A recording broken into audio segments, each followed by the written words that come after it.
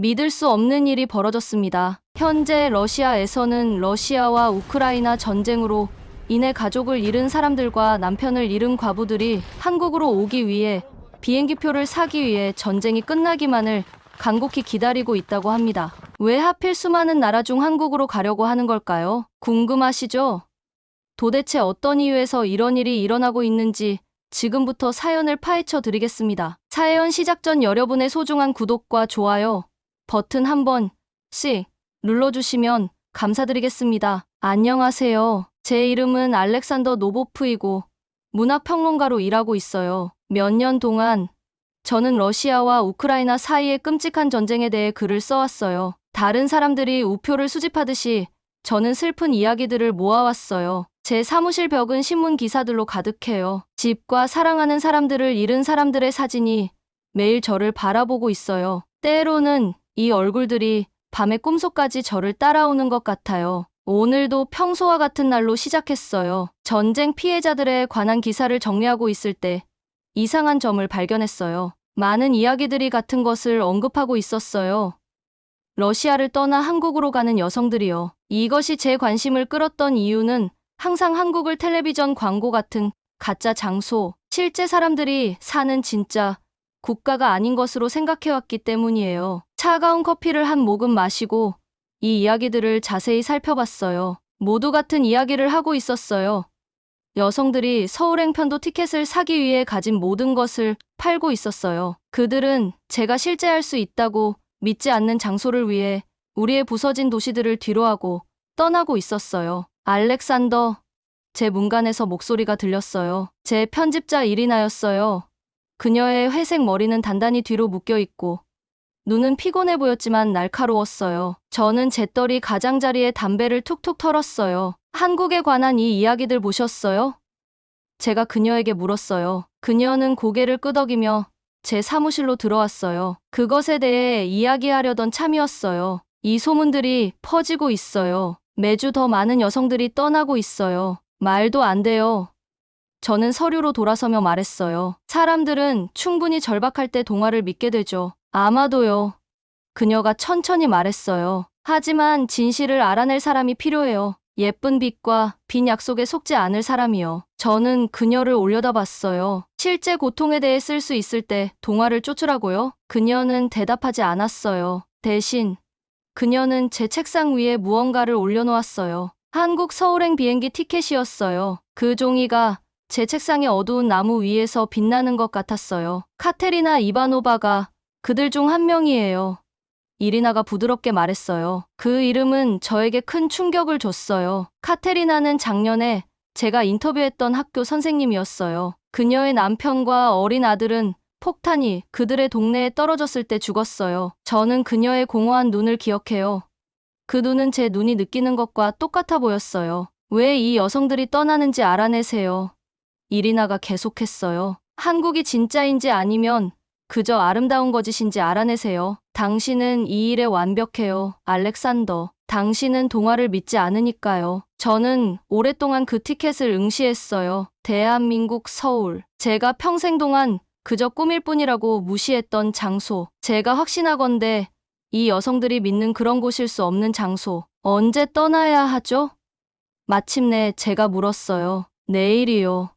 그녀가 대답했어요. 가볍게 싸세요. 그리고 알렉산더, 열린 마음을 갖도록 노력하세요. 저는 그 말에 거의 웃을 뻔했어요. 제 마음은 너무 오랫동안 희망에 닫혀 있어서 더 이상 열릴 수 있을지 확신할 수 없었어요. 하지만 저는 갈 거예요. 저는 이 한국을 제 눈으로 직접 볼 거예요. 그리고 절망적인 여성들이 믿고 싶어하는 만큼 완벽한 것은 없다는 것을 증명할 거예요. 저는 다시 한번 제 벽에 있는 얼굴들, 제가 기록한 모든 고통을 바라보며 한 번도 방문하고 싶지 않았던 나라의 세계 반대편에서 무엇을 발견하게 될지 궁금했어요. 볼고그라드의 작은 카페에는 진한 차 향과 불안함이 감돌고 있어요. 밖에는 회색 건물들이 마치 그곳에 사는 사람들처럼 지쳐 보여요. 저는 오늘 한국을 믿는 사람들과 6번의 인터뷰를 잡았어요. 그들이 틀렸다는 것을 증명하러 왔지만 그들의 이야기가 저를 불편하게 만들고 있어요. 카테리나 이바노바가 제 맞은편에 앉아 있어요. 그녀의 머리는 뒤로 묶여 있고 저에게 휴대폰을 건네주는 손이 약간 떨리고 있어요. 화면은 금이 같지만 사진들은 선명하게 볼 수 있어요. 밤의 서울빛으로 가득한 도시, 깨끗한 거리, 그리고 폭탄을 본 적 없는 것처럼 보이는 높은 건물들이요. 제 사촌이 지난달에 이 사진들을 찍었어요. 그녀가 조용히 말해요. 공습 경보가 없어요. 알렉산더. 한밤중에 대피소로 달려갈 필요가 없어요. 저는 그녀에게 모두 가짜라고 말하고 싶었어요. 그 사진들이 어디서든 찍혔을 수 있다고요. 하지만 그녀의 눈을 바라볼 때 저는 어리석은 몽상가가 아닌 자신의 선택에 대해 신중하게 생각한 여성을 봤어요. 다음은 올가 페트로바예요. 전쟁 전에는 지역 학교에서 음악을 가르쳤어요. 지금은 학교가 사라졌고 그녀의 피아노 손가락이 이야기하는 동안 테이블을 긴장되게 두드리고 있어요. 서울의 지하철은 정확히 말한 시간에 도착해요. 그녀가 저에게 말해요. 매번 그래요. 상상할 수 있어요. 알렉산더? 모든 것이 제대로 작동하는 곳이요? 저는 그녀의 말을 적지만 그녀를 바라보지는 않아요. 그녀의 희망에 대해 뭔가가 제 가슴을 답답하게 만들어요. 미하일은 제 인터뷰 그룹에서 유일한 남자예요. 그의 경찰서가 파괴될 때까지 경찰관이었어요. 그의 왼팔은 이제 없지만 그는 여전히 5년 전에 한국으로 이주한 러시아 여성의 사진을 저에게 보여줄 수 있어요. 그녀는 지금 꽃집을 운영해요. 그가 설명해요. 사업을 유지하기 위해 뇌물을 줄 필요가 없어요. 그녀는 그저 열심히 일하고 자신의 삶을 살아요. 오후가 지나고 저는 더 많은 이야기를 들어요. 엘레나 바실리에바는 3개월 전 서울로 이사한 친구의 메시지를 저에게 보여줘요. 그 친구는 이미 사무실 청소 일자리를 찾았어요. 그녀는 전기가 밤낮으로 작동하는 아파트를 가지고 있어요. 저는 많은 메모를 하며 그들의 이야기로 페이지를 채워요. 하지만 저는 또한 그들이 저를 바라보는 방식, 희망과 두려움이 섞인을 적고 있어요. 그들은 제가 떠나고 싶어 한다고 그들을 반역자라고 부를까봐 두려워해요. 그들은 제가 그들의 꿈이 어리석다고 말할까봐 두려워해요. 아마도 그들이 두려워하는 게 맞을 거예요. 그게 바로 제가 계획했던 거니까요. 그날 밤 저는 호텔 방에 혼자 앉아 있어요. 난방은 하루에 몇 시간만 작동하기 때문에 저는 코트를 입고 있어요. 창문을 통해 볼고그라드에 부서진 스카이라인을 볼 수 있어요. 일부 건물들은 마치 미소에서 빠진 이빨처럼 조각이 없어요. 저는 제 메모를 다시 읽어요. 이 사람들은 환상을 쫓고 있는 것이 아니에요. 그들은 간단한 것들, 안전, 신뢰성, 평화를 찾고 있어요. 전쟁이 빼앗아 가기 전에 우리가 가졌던 것들이요. 진짜일 리가 없어. 저는 혼자 속삭여요. 그렇게 완벽한 것은 없어. 하지만 의심이 작은 씨앗처럼 제 안에서 자라기 시작했어요. 아마도 한국은 완벽하지 않을 거예요. 하지만 여기보다 더 나은 곳이라면 어떨까요? 만약 이 사람들이 어리석은 자들이 아니라 출구를 찾은 생존자들이라면 어떨까요? 내일 저는 서울행 비행기를 탈 거예요. 저는 제 눈으로 이곳을 볼 거예요. 저는 한국이 아름다운 거짓말인지 아니면 제가 줄곧 거짓된 믿음을 가지고 살아온 사람인지 시험해 볼 거예요. 저는 노트북을 닫고 어두운 도시를 한 번 더 바라봐요. 수년 만에 처음으로 저는 제 자신에게 궁금해하게 해요. 만약 정말로 이것보다 더 나은 삶의 방식이 있다면 어떨까요? 비행기가 구름을 뚫고 내려가기 시작하니까 제 뱃속이 긴장되는 느낌이 들었어요. 아래에는 서울이 건물과 거리로 이루어진 거대한 퍼즐처럼 보였어요. 여기서 보기에도 모든 것이 얼마나 정돈되어 있는지 볼 수 있었어요. 이 도시는 제가 떠나온 부서지고 뒤섞인 도시들과는 달리 패턴이 있었어요. 한국 처음 오셨어요? 승무원이 제 빈 컵을 수거하며 물었어요. 네. 저는 간단히 대답했어요. 처음이에요. 이번이 마지막이 될 거라고 덧붙이고 싶었지만 뭔가가 저를 멈추게 했어요. 아마도 창밖의 경치 때문인 것 같아요. 아래의 도시는 제가 이 모든 세월 동안 머릿속에 상상했던 가짜 장소처럼 보이지 않았어요. 공항은 저를 놀라게 했어요. 모든 것이 깨끗하고 조용했어요. 여러 언어로 된 표지판이 길을 안내했어요. 저는 그것들을 따라 택시를 찾았고 몇 분 안에 호텔로 향하고 있었어요. 운전사는 저를 속이거나 더 많은 돈을 받기 위해 더 긴 경로를 택하지 않았어요. 그는 그저 매끄럽게 움직이는 교통, 흐름 속에서 조심스럽게 운전했어요. 제 호텔 방은 저를 멈추어 서서 바라보게 만들었어요. 호화롭지는 않았지만 모든 것이 스위치를 누르면 불이 켜졌어요. 손잡이를 돌리면 물이 뜨겁게 나왔어요. 이 인터넷은 끊김없이 바로 연결됐어요. 저는 거의 10분 동안 그저 불을 켜고 끄며 그것들이 고장나기를 기다렸어요. 하지만 그러지 않았어요. 그저 보여주기 위한 거야. 저는 스스로에게 말했어요. 그들은 그저 외국인들에게 인상을 주려는 거야. 하지만 다음 날 아침, 저는 거리를 걸으며 일반 아파트 건물들도 같은 안정적인 서비스를 가지고 있는 것을 보았어요. 사람들은 물을 모으거나 작동하는 전기를 찾기 위해 서두르지 않았어요. 그들은 그저 그들의 평범한 삶을 살고 있었어요. 저는 커피숍에서 박상우 씨를 만났어요. 그는 대학에서 한국 문화에 대해 가르쳐요. 그의 커피잔은 우리 사이에서 김이 나는 동안 그는 한국이 오래전 자신의 전쟁 이후 어떻게 스스로를 재건했는지 설명했어요. 우리는 다시 시작한다는 것이 무엇을 의미하는지 이해해요. 그가 말했어요. 우리 조부모님들은 완전한 파괴를 겪었어요. 이제 우리를 보세요. 저는 그와 논쟁하고 싶었어요. 저는 깨끗한 거리 뒤에 숨겨진 문제들을 찾고 싶었어요. 하지만 서울에서 보내는 시간이 길어질수록 이것은 더 어려워졌어요. 지하철은 디지털 표지판이 말하는 정확한 시간에 도착했어요. 수백만 명의 사람들이 살고 있음에도 거리는 깨끗했어요. 비가 내리기 시작했을 때 저는 배수 시스템조차 완벽하게 작동하는 것을 알아챘어요. 그 오후 저는 러시아 이민자들이 만나는 작은 커뮤니티 센터를 방문했어요. 건물은 단순하지만 따뜻했어요. 안에서 저는 친구가 3개월 전에 이곳으로 이사온 엘레나 바실리에바를 찾았어요. 제가 그녀를 인터뷰한 지 2주 만에 엘레나도 이곳으로 이사왔어요. 알렉산더. 그녀는 저를 보고 놀랐어요. 정말로 오셨네요. 저에게 센터를 안내했어요. 러시아 책, 음식, 그리고 사람들이 새로 온 사람들을 위한 일자리와 아파트를 게시하는 게시판이 있었어요. 엘레나는 이미 그녀의 친구처럼 꽃집에서 일하고 있었어요. 그녀는 저를 그녀의 작은 아파트로 초대했어요. 엘레나의 아파트는 작았지만 그녀가 필요한 모든 것이 있었어요. 정전 없음, 물 부족 없음, 공습 경보 없음. 완벽하지는 않아요.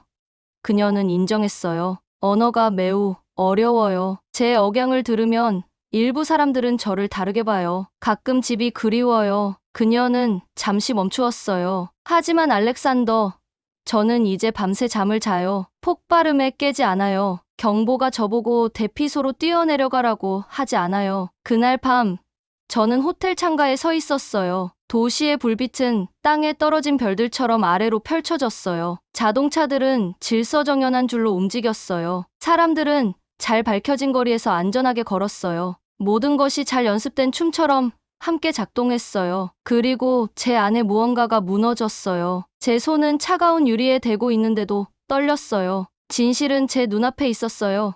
이 장소에 대해 제가 믿었던 모든 것이 틀렸어요. 제가 존재할 수 없다고 스스로에게 말했던 모든 것이 바로 여기 실제로 단단하게 존재하고 있었어요. 만약 제가 한국에 대해 틀렸다면 다른 어떤 것에 대해서도 틀릴 수 있을까요? 이 질문은 폭탄이나 경보보다 저를 더 무섭게 했어요. 그것은 제 발밑의 땅을 흔들었어요. 만약 한국이 제가 항상 생각했던 가짜, 불가능한 곳이 아니라면 아마도 제가 눈을 감았던 다른 가능성들이 있을지도 몰라요. 아마도 세상은 제가 알고 있던 어둡고 부서진 곳만이 아닐지도 몰라요. 저는 눈을 감고 수년 동안 느끼지 못했던 무언가를 느꼈어요. 그것은 작고 연약했어요.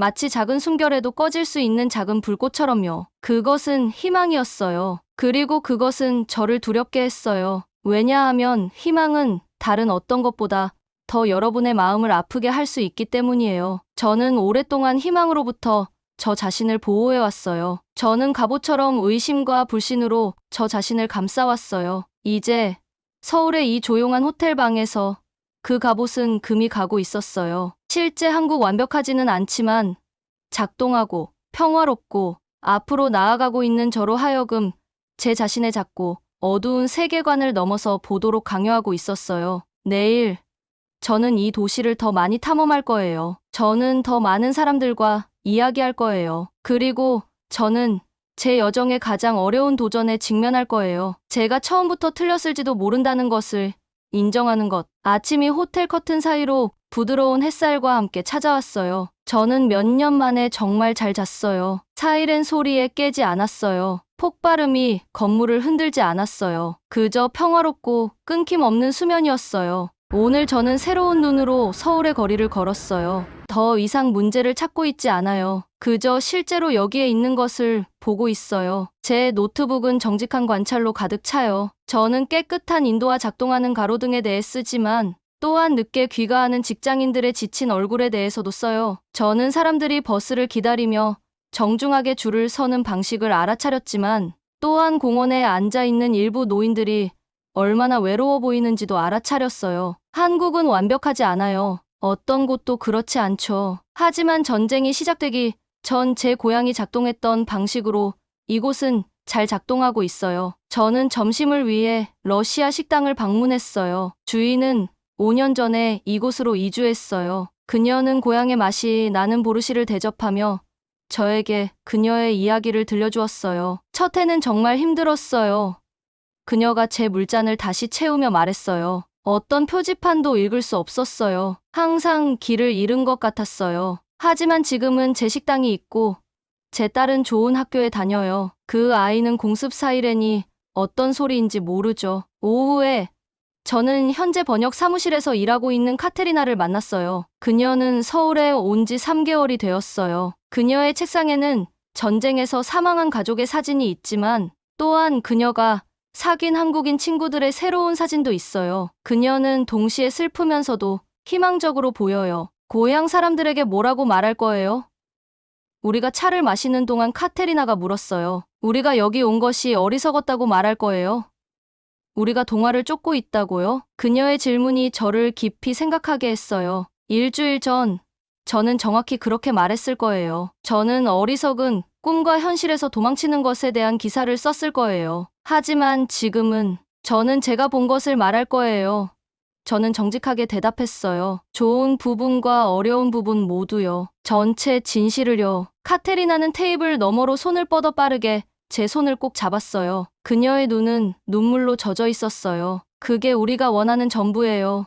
알렉산더. 여기가 완벽하다는 거짓말이 아니라 그저 다른 삶의 방식이 가능하다는 진실이요. 서울에서의 마지막 저녁, 저는 남산타워를 방문했어요. 꼭대기에서 저는 거대한 지도처럼 펼쳐진 도시 전체를 볼 수 있었어요. 수백만 개의 불빛이 어둠 속에서 빛나고 있어요. 수백만의 삶이 그저 생존하는 것이 아니라 앞으로 나아가고 있어요. 제 전화기가 모스크바에 있는 편집자의 메시지로 울렸어요. 어때요? 동화인가요? 현실인가요? 저는 답을 타이핑하며 도시를 바라봤어요. 둘 다 아니에요. 완벽한 낙원도 가짜 환상도 아니에요. 실제 문제가 있는 실제 장소지만 또한 실제 가능성도 있어요. 저는 우리가 미래에 대해 생각하는 방식을 바꿀 이야기들을 가지고 돌아갈 거예요. 메시지를 보내면서 저는 이 여정에서 제가 얻은 것을 깨달았어요. 기사를 위한 정보뿐만 아니라 훨씬 더 가치 있는 것, 제가 가능하다고 생각했던 것을 넘어서 볼 수 있는 능력이요. 몇 년 동안 저는 오직 어둠과 파괴만 보았어요. 이제 저는 제 건 앞으로 나아가기, 그저 생존하는 것이 아니라 살아가는 것을 상상할 수 있어요. 내일 저는 모스크바로 돌아갈 거예요. 저는 공습 사이렌과 정전으로 돌아갈 거예요. 부서진 거리와 두려움에 찬 얼굴들로요. 하지만 저는 내면에 새로운 무언가를 가지고 갈 거예요. 위험하고 강력한 무언가를요. 희망이요. 이제 문제는 제가 고향으로 돌아갔을 때 이 새로운 시각을 유지할 수 있을지예요. 제가 이 작은 가능성의 불꽃을 여전히 전쟁의 그림자에 갇힌 곳으로 가져갈 수 있을지요. 사람들이 제가 배운 것을 들을지 아니면 제가 한때 그랬을 것처럼 무시할지요. 제 주머니에는 고향 친구들을 위한 작은 선물들이 있어요. 한국 사탕, 차, 몇 장의 사진. 하지만 제가 가져가는 진짜 선물은 보이지 않아요. 파괴가 이야기의 끝이 아니라는 지식이요. 인간은 재건할 수 있다는 것. 끔찍한 상실 후에도 삶이 다시 작동할 수 있다는 것. 이것이 이 여정에서 얻은 저의 보상이에요. 단지 한국을 있는 그대로 보는 것이 아니라 제가 전에는 눈이 멀어보지 못했던 가능한 미래를 보는 것이에요. 전망대에서 한 한국 가족이 저에게 사진을 찍어달라고 부탁했어요. 아버지가 카메라를 건네고 그의 아내와 두 어린 아이들을 도시 전경을 배경으로 배치했어요. 그들은 웃고 안전하고 걱정이 없어 보였어요. 저는 버튼을 누르고 그들의 행복을 담았어요. 감사합니다. 제가 카메라를 돌려주자 아버지가 영어로 말했어요. 아니요. 저는 조용히 대답했어요. 제가 감사해요. 그는 혼란스러워 보였지만 가족과 함께 떠나기 전에 공손하게 고개를 끄덕였어요. 그는 그의 평범하고 평화로운 삶이 제가 여기 온 이유라는 것을 이해하지 못해요. 그런 것이 우리의 부서진 세계에 여전히 존재한다는 증거를요. 내일 저는 집으로 날아갑니다. 저는 이러한 이미지들을 가지고 갈 거예요. 작동하는 기차, 깨끗한 거리, 큰 소리에 움찔하지 않는 아이들, 사일은 없는 밤. 더 중요하게는 저는 새로운 시작을 찾은 러시아인들의 이야기를 가지고 갈 거예요. 카테리나, 엘레나, 그리고 다른 무언가를 상상할 용기를 가진 많은 다른 사람들의 이야기요. 저는 난간에 서서 서울의 불빛을 조금 더 지켜봐요. 도시는 제 아래에서 빛나고 실제적이고 견고하며 가능성으로 가득 차 있어요. 모스크바는 회색 하늘과 멀리서 들리는 방공 시스템의 폭발음으로 저를 맞이했어요. 서울의 밝음 이후에 공항은 어둡고 차갑게 느껴졌어요. 제 택시가 도시를 통과할 때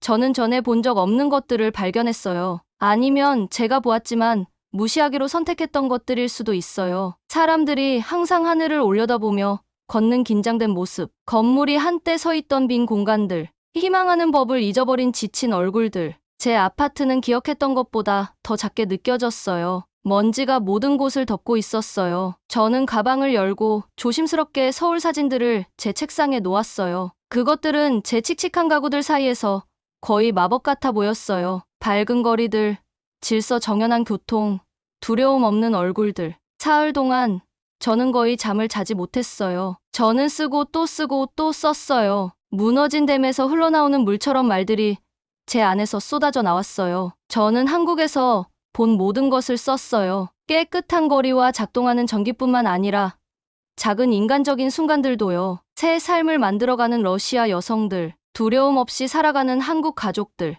사일은 없이 밤새 잠을 자는 단순한 평화. 제 기사는 제가 전에 쓴 어떤 것보다 길어졌어요. 제 편집자는 2번이나 전화해서 언제 준비될지 물었어요. 저는 더 시간이 필요하다고 말했어요. 이것은 제가 쓰려고 생각했던 단순한 이야기가 아니었어요. 어리석은 꿈과 가혹한 현실에 대한 이야기. 이것은 더 복잡하고 더 중요한 무언가였어요. 마침내 나흘째 되는 날 저는 완성했어요. 제 편집자는 페이지를 넘길 때마다 표정이 바뀌며 조용히 읽었어요. 이건 제가 예상했던 것이 아니네요. 알렉산더.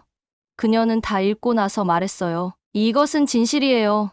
저는 그녀에게 말했어요. 제가 본 그대로예요. 그녀는 천천히 고개를 끄덕였어요. 많은 사람들을 화나게 할 거예요. 다른 사람들은 당신을 거짓말쟁이라고 부를 거고요. 알아요. 그녀는 긴 순간 저를 바라보다가 살짝 미소 지었어요. 하지만 어떤 사람들에게는 희망을 줄 수도 있어요. 그리고 어쩌면 그게 지금 우리에게 필요한 거예요. 일주일 후 저는 대학 청중들 앞에 섰어요. 큰 방은 가득 찼어요. 어떤 얼굴들은 호기심 어린 표정을, 다른 얼굴들은 의심스러운 표정을 짓고 있었어요. 저는 그들의 눈에서 제 옛 모습을 봤어요. 의심. 그리고 좋은 것은 현실일 수 없다는 확신. 저는 그것이 모두 거짓이라는 것을 증명하기 위해 한국에 갔어요. 저는 약간 떨리는 목소리로 시작했어요. 저는 러시아인들이 그곳에서 더 나은 삶을 찾는다는 이야기들이 단지 동화라는 것을 보여주고 싶었어요. 저는 틀렸어요. 앞줄에 한 남자가 팔을 가슴 위에 꽉 끼고 있었어요. 그 옆에 있는 여자는 인상을 찌푸렸어요. 하지만 다른 사람들은 제가 다음에 뭐라고 말할지 갈망하듯 앞으로 몸을 기울였어요. 저는 그들에게 정확히 시간에 맞춰 운행하는 서울의 지하철에 대해 말했어요. 폭탄 구덩이 없는 거리들에 대해. 여기서 모든 것을 잃었지만 그곳에서 새로운 시작을 찾은 전직 교사들과 경찰관들과 간호사들에 대해. 알렉산더. 한 여성이 갑자기 일어서며 끼어들었어요. 그녀의 목소리는 분노로 날카롭게 들렸어요. 우리 모두가 우리나라를 버려야 한다고 말하는 건가요? 재건하기 위해 머무는 대신 도망가야 한다고요? 그 질문은 제게 강하게 다가왔어요. 왜냐하면 저 스스로 여러 번 물어본 질문이었기 때문이에요. 다른 나라에서 좋은 것들을 보는 것이 저를 배신자로 만드나요? 다른 사람들에게 고통의 대안이 있다고 말하는 것이. 저는 대답하기 전에 깊게 숨을 들이쉬었어요. 모두가 떠나야 한다고 말하는 것이 아니에요. 저는 조심스럽게 대답했어요. 저는 우리가 이미 전쟁 후에 재건한 다른 나라들로부터 배울 수 있다고 말하는 거예요. 다른 가능성이 존재한다는 것을 아는 것이 우리를 배신자로 만들지 않는다고 말하는 거예요. 그것은 우리에게 우리 자신의 미래를 위한 모델을 제공해요. 방은 사람들이 한꺼번에 말하면서 시끄러워졌어요. 어떤 사람들은 고개를 저었어요. 다른 사람들은 열심히 고개를 끄덕였어요. 한 젊은 남자가 약간 떨리는 손으로 일어섰어요. 제 누나가 지난달에 서울로 떠났어요. 그는 조용히 말했지만 모두가 조용해져서 그의 말을 들었어요. 저는 그녀가 책임에서 도망치고 있다고 생각했어요. 이제 그녀가 저보다 더 용감했는지 궁금해요. 제 강연이 끝난 후 사람들이 제 주위에 모였어요. 어떤 사람들은 얼굴이 감정으로 붉어진 채 논쟁하고 싶어 했어요. 하지만 더 많은 사람들은 정보를 원했어요.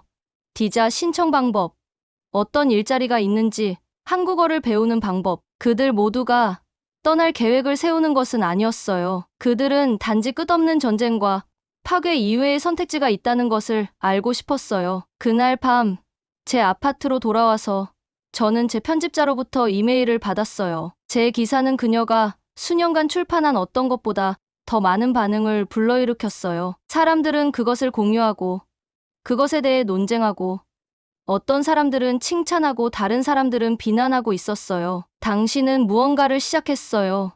그녀는 썼어요. 그것이 위험한지 필요한지 확실하지 않아요. 어쩌면 둘 다일 수도 있어요. 저는 창가에 서서 모스크바의 부분적인 정전을 바라봤어요. 어떤 블록은 어두운 반면 다른 블록은 여전히 불이 켜져 있었어요. 그림자와 밝음의 체스판처럼요. 저는 카테리나와 엘레나, 그리고 다른 삶을 상상할 용기를 찾은 다른 사람들에 대해 생각했어요. 저는 제 한정된 시각을 넘어보는 것이 제 나라에 대한 사랑을 줄이지 않았다는 것, 그것이 더 나은 가능성을 상상하는데 도움을 주었다는 것을 생각했어요. 이것이 제가 여행에서 가져온 선물이었어요.